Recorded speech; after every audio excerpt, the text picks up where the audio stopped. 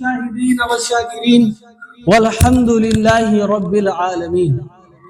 عزیزان گرامی قدر، آئیے بلا تاخیر و تمہید گنبد خضرا کے مکین، رحمت دو عالم، نور مجسم، شفیع معظم جناب احمد مجتبی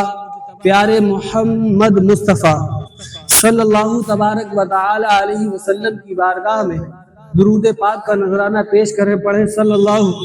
علی النبی الامی وآلہ صلی علیہ صلاۃ و سلام علیک یا رسول اللہ یا حبیب اللہ یا نبی اللہ وعلی آلک و اصحابک سیدی یا رسول اللہ صلی اللہ تعالی علیہ وسلم۔ عزیزان گرامی قدر، میں نے خطبہ مسنونہ کے بعد جس آیت کریمہ کی تلاوت کا شرف حاصل کیا،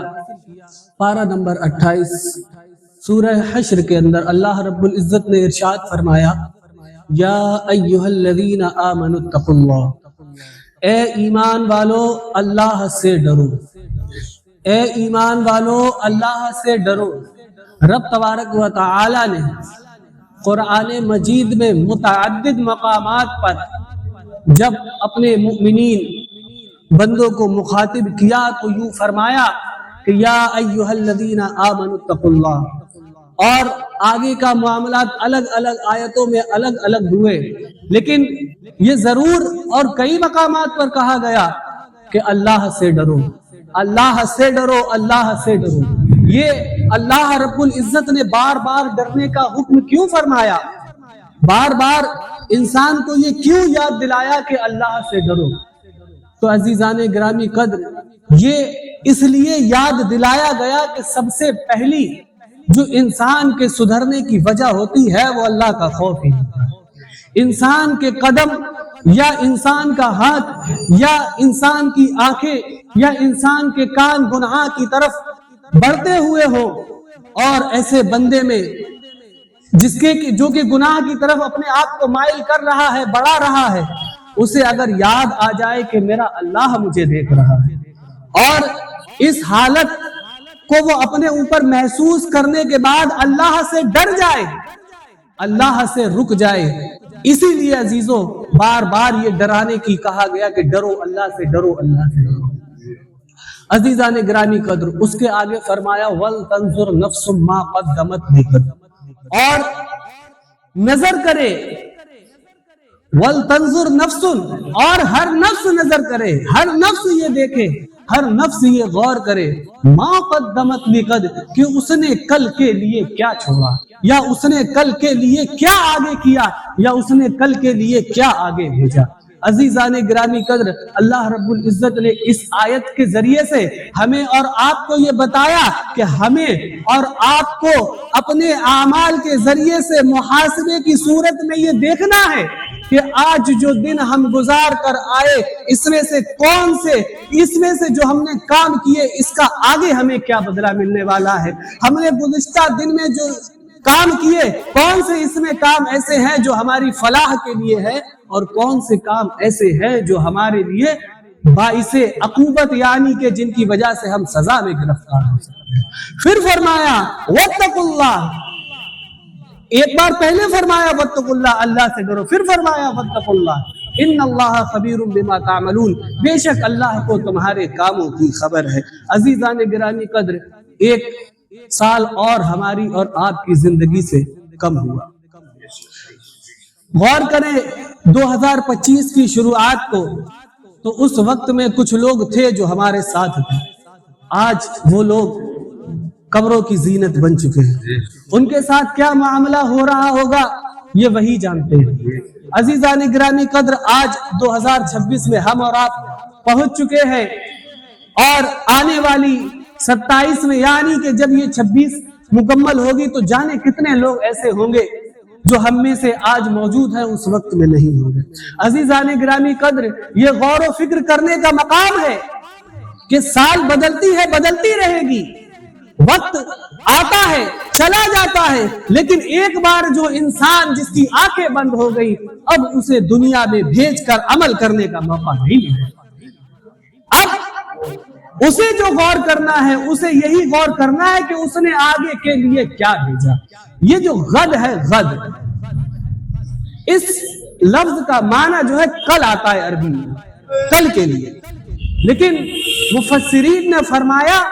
کہ یہاں پر جو غد ورڈ آیا یہ کل کے لیے نہیں، بلکہ اس کا اصل معنی اور اصل مفہوم قرآن کی اس آیت کے اقترب للناس حسابهم وهم فی غفلۃ معرضون، جس میں فرمایا جا رہا ہے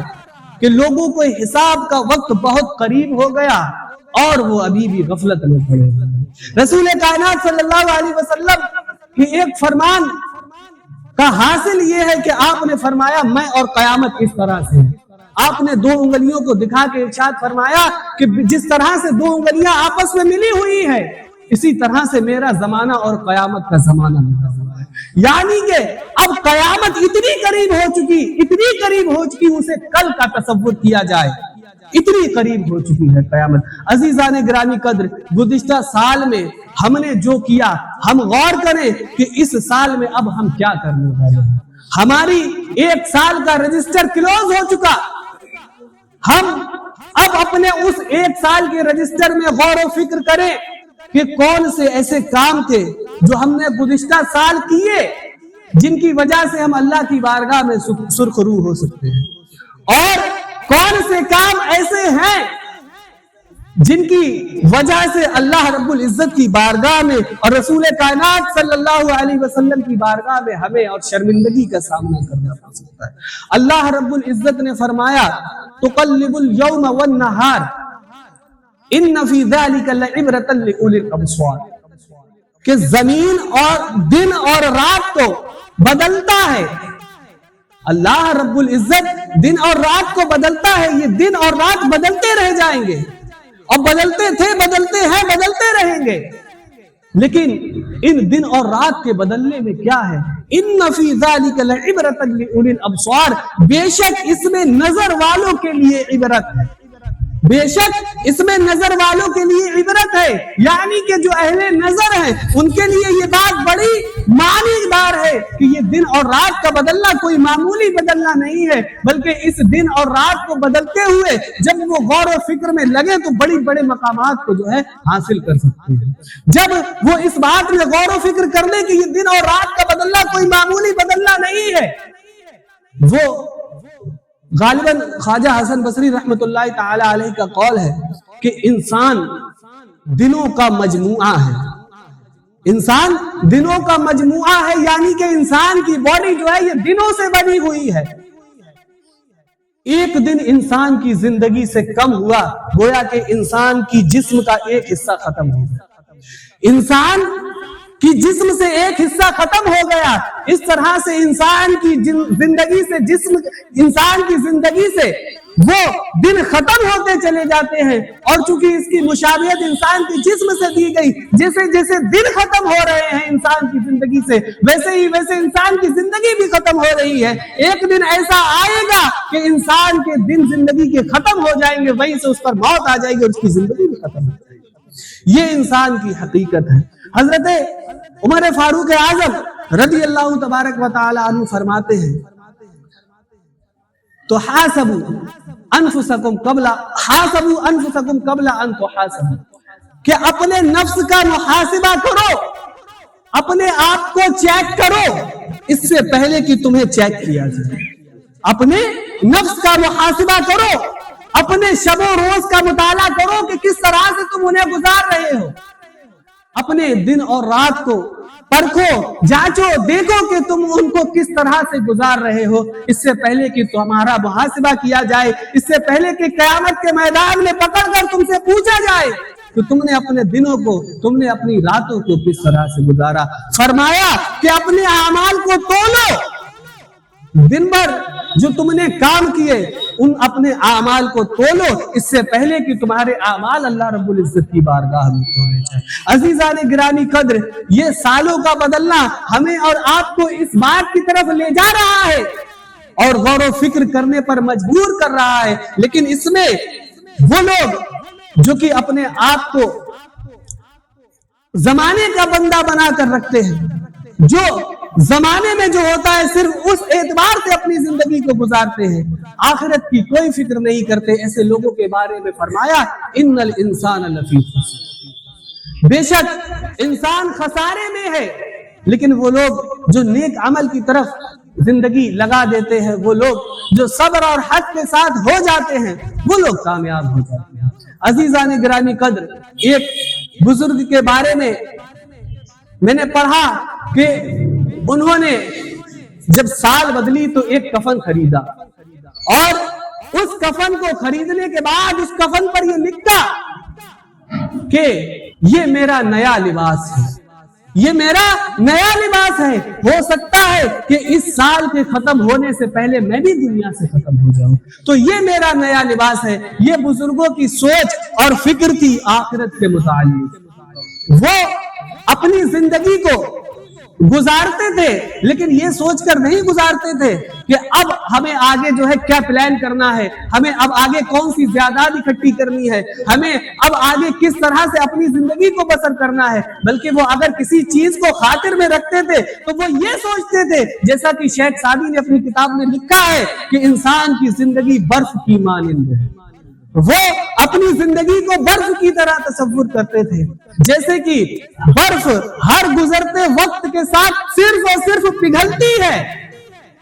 وہ اپنے وجود کو ہر گزرتے لمحے کے ساتھ ختم کرتی ہے۔ اسی طرح سے انسان کی زندگی ہر گزرتے لمحے کے ساتھ ختم ہو رہی ہے۔ ہم اور آپ اس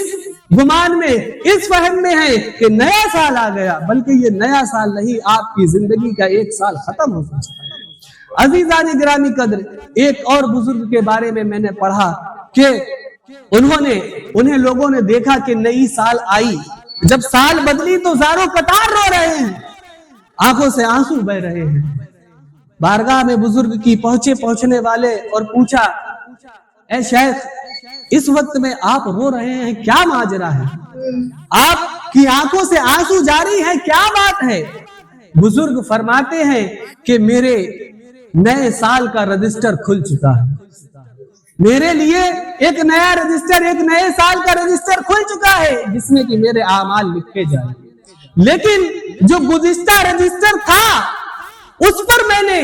جو اعمال رقم ہوئے میرے ذریعے سے، پتہ نہیں کہ ابھی ان میں سے جو گناہ تھے وہ اللہ رب العزت کی بارگاہ سے معاف ہوئے کہ نہیں ہوئے،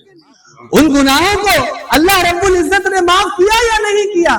اب میرے لیے تو ایک اور سامنے معاملہ ہے، مثال کے طور پر ایک کاپی کا کام نپٹ نہیں پایا، ایک مہینے کا حساب کلیئر نہیں ہوا، دوسرا حساب اور آتے رہتے ہیں۔ اب سال چلتی چلی جائے گی، حساب لکھتا چلا جائے گا، پھر یہ سال پوری ہو جائے گی، پھر وہ فائل پوری ہو جائے گی۔ اس طرح سے ہماری زندگی کی فائلیں پوری ہوتی رہیں گی، لیکن گزشتہ جو فائل تھی اس کا کیا معاملہ بنا، اس میں سے کیا ہوا، اس میں ہمیں اور آپ کو غور کرنا ہے کہ گزشتہ جو حساب کی ہمارے کاپی ہے سال کی، اس سال کی کاپی سے ہمارے لیے فائدے زیادہ ہے یا ہمارے لیے نقصان ہے، یہ غور کرنے والا مقام ہے۔ عزیزان گرامی قدر، اب یہ سال نیا شروع ہوا ہے، بالکل کوڑا رجسٹر ہے آپ کا، آج دوسرا دن ہے۔ اب ہمیں اور آپ کو اس بات پہ غور کرنا ہے کہ ہم اپنے اس کوڑے رجسٹر کو کس طرح سے بھریں۔ کیا ہم اپنی گزشتہ سال کی طرح اس سال کو بھی اللہ رب العزت کی نافرمانیوں سے بھریں؟ کیا گزشتہ سال کی طرح جس طرح سے ہم نے اللہ رب العزت کے حکموں کی عدولی کی، حکموں کی نافرمانی کی، کیا اس سال بھی ہم اسی طرح سے اللہ رب العزت کے حکموں کی نافرمانی کر کے اپنے اس رجسٹر کو بھریں گے، یا اپنی توجہ کو اللہ رب العزت کی طرف لگائیں گے، یا اپنے اعمال کا محاسبہ کر کے اپنی آخرت کی بہتری کو بنانے کی کوشش کریں گے؟ عبداللہ ابن مسعود رضی اللہ تبارک و تعالیٰ عنہ سے ایک روایت ہے، آپ فرماتے ہیں، بلکہ آپ کا قول ہے کہ میں کسی دن اتنا شرمندہ نہیں ہوتا، اس دن کے سورج پر شرمندہ ہوتا ہوں جس دن کا سورج ڈوب جاتا ہے اور میں اپنے اعمال کو بڑھا نہیں پاتا،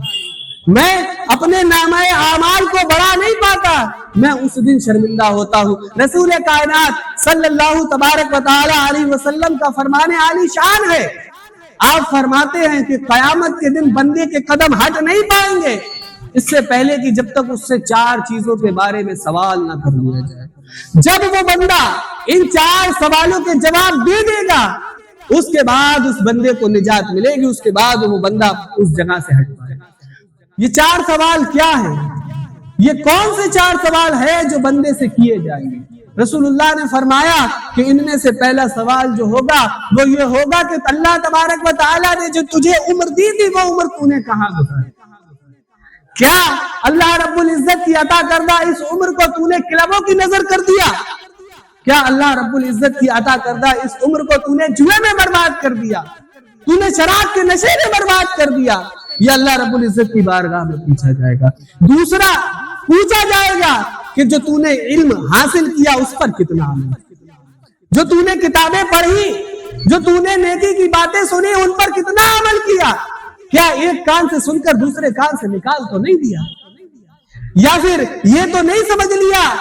کہ ہمیں بیکار پیدا کیا گیا، اب ہم سے کچھ نہیں پوچھا جائے گا، ہم مر کر مٹی میں ختم ہو جائیں گے؟ پھر فرمایا تیسرا جو سوال ہوگا وہ اس کے مال کے بارے میں ہوگا، اور مال کے بارے میں بھی سوال صرف یہ نہیں کہ کہاں سے کمایا تھا، بلکہ جب یہ پوچھا جائے گا کہ کہاں سے کمایا تو یہ بھی پوچھا جائے گا کہ کہاں پر خرچ کیا، کیا حرام کے ذریعے سے دولت تو نہیں اکٹھا کی تھی، کیا کسی کا حق مار کے تو دولت اکٹھا نہیں کی، اور یہ بھی پوچھا جائے گا کہ اس دولت کو خرچ کرنے کے لیے نیک راہیں تلاش کی تھی کہ نہیں کی تھی، کیا اس دولت کو اللہ کی راہ میں خرچ کیا تھا یا نہیں کیا تھا، یا پھر اس خرچ کو صرف اور صرف عیاشیوں میں اڑایا تھا، کیا اس پیسے کو، کیا اس مال کو صرف اور صرف جوئے اور شراب کی نظر کیا تھا،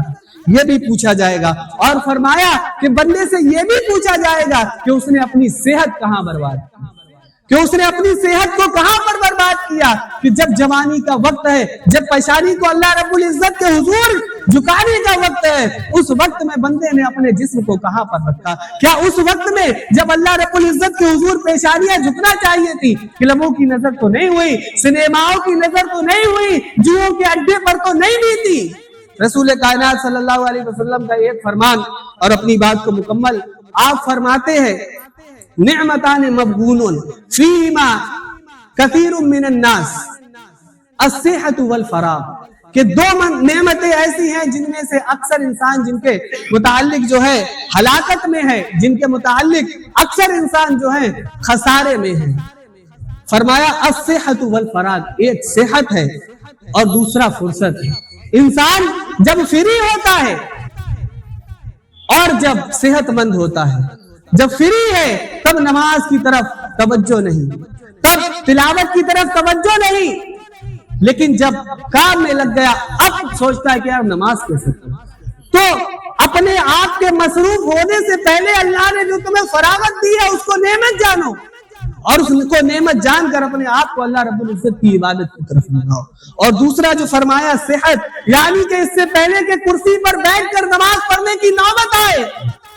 اس سے پہلے کہ زمین پر بیٹھ کر نماز پڑھنے کی نوبت آئے، اس سے پہلے کہ جب اشارے سے سجدہ کرنے کی نوبت آئے، اس سے پہلے کہ جب رکوع میں جانے لائق نہ بچو، اشارے سے رکوع کرنے پر مجبور ہو جاؤ، اپنی صحت کو غنیمت جان کر اللہ رب العزت کے حضور اپنے آپ کو جھکانے کے لیے تیار ہو جاؤ۔ مولا کریم کی بارگاہ میں دعا کرے کہ اس نئے سال میں ہمیں اور آپ کو تمام لوگوں کو برکتوں سے نوازے، بلاؤں سے محفوظ رکھے، نیکی والی زندگی گزارنے کی توفیق عطا فرمائے، برائیوں سے بچنے کی توفیق عطا فرمائے۔ استغفر اللہ ربی من کل ذنب واتوب الیہ، وآخر دعواہم ان الحمد للہ رب العالمین۔